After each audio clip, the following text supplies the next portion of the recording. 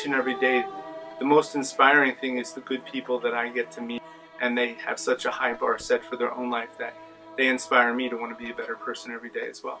My name is Carl Janicki. I was baptized Catholic, and I always tell people I was raised Christian because growing up my mom was not Catholic, so we would go to Sunday school at the local church at the corner, which was a Church of the Brethren, a Mennonite church. So we go to Sunday school there, vacation Bible school during the summer, then my father would pick us up and take us to Mass on Sunday. I was ordained at 25, and I always tell people that I was convinced that I was ready to be a priest when I was 24. And I had been in the seminary for 7 years, but it was a semester at a time through college, and then it was a year at a time. So it was a very gradual, there was no lightning bolt moment, there was no voice from God, there was some affirmation from people along the way, a lot of prayer and reflection and work with mentors. You see people who are smarter than you are, they seem to be kinder than you are, they pray better than you do, and somehow they decide to leave the seminary. And that was always tough when people who I thought had their world together way more than I did decided this wasn't for them.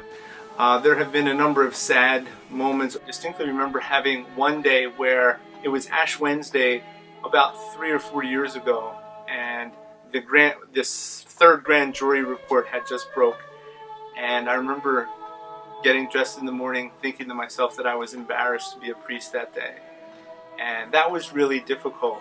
There are days where I'm more tired than others, but for the most part I haven't had that sense of dread, or I've had a lot of senses where I know that I'm not particularly good enough to be doing what I have to do that day, and I have to work really hard to get through the day.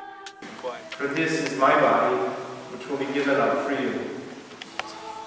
So it was my first youth group, and the young girl called. She was a senior in high school at the time, and she called. She was very upset. She had just found out she was pregnant, and her family, she thought, she wasn't sure that she wanted to have an abortion. So I remember saying to her, how long do you think you could go without having an abortion? And she said, an hour. I said, okay, I'll come back in an hour. And so we went every hour on the hour for 48 hours until we were able to calm everybody down. Now when she looks at her son, she can't imagine life without him. It's a joy being at Cabrini. I find it to be a really unique experience. The people, the staff, the faculty, the students, and the families that I've got to meet since I've been here are really hardworking.